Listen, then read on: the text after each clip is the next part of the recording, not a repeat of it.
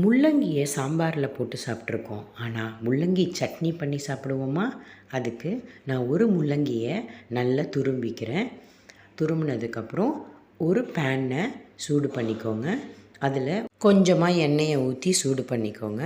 அதோடு நம்ம சில இன்க்ரீடியன்ஸை நம்ம வறுத்துக்கலாம். ஃபஸ்ட்டு கடலை பருப்பு ஒரு 2 ஸ்பூன் எடுத்திருக்கேன். நல்லா வறுத்துக்கலாம் அதை.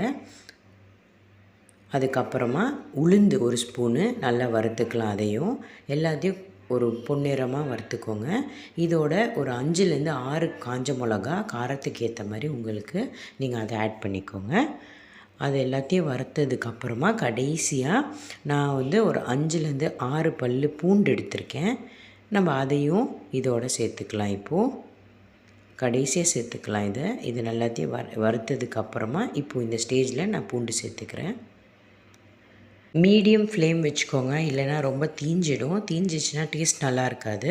ஸோ இப்போ நம்மளது எல்லாமே நல்லா கோல்டன் ஃப்ரை ஆகிடுச்சு. நான் தனியாக எடுத்து வச்சுக்கிறேன்.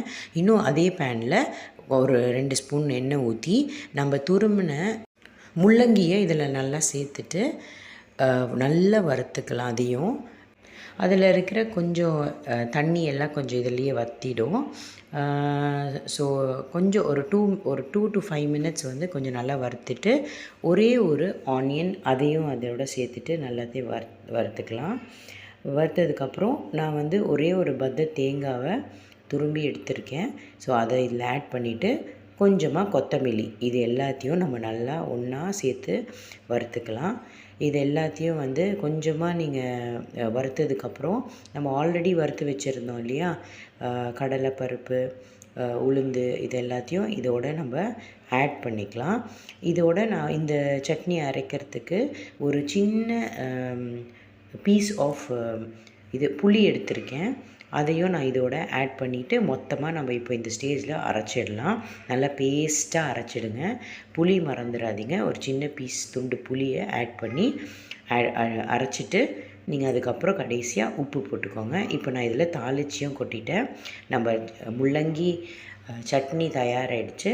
இப்போ நான் அதோட சூடாக இட்லி பண்ணி அதில் கொஞ்சமாக நல்லெண்ணெய் ஊற்றி தடவி இந்த சட்னியை வச்சு நீங்கள் சாப்பிட்டிங்கன்னா ஆஹா அவ்வளோ டேஸ்ட்டாக இருக்கும். நீங்கள் இதை ட்ரை பண்ணி பார்த்துட்டு சொல்லுங்கள் எப்படி இருக்குதுன்னு சொல்லிவிட்டு.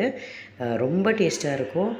எப்போவுமே நம்ம தேங்காய் சட்னி சாப்பிட்றதுக்கு இது ஒரு வித்தியாசமான சட்னி. அண்ட் மோரோவர் நம்மளுக்கு முள்ளங்கி வந்து நம்ம வயிற்றுக்கு ரொம்ப நல்லது. ஸோ இதுக்கு மறக்காமல் ட்ரை பண்ணுங்கள்.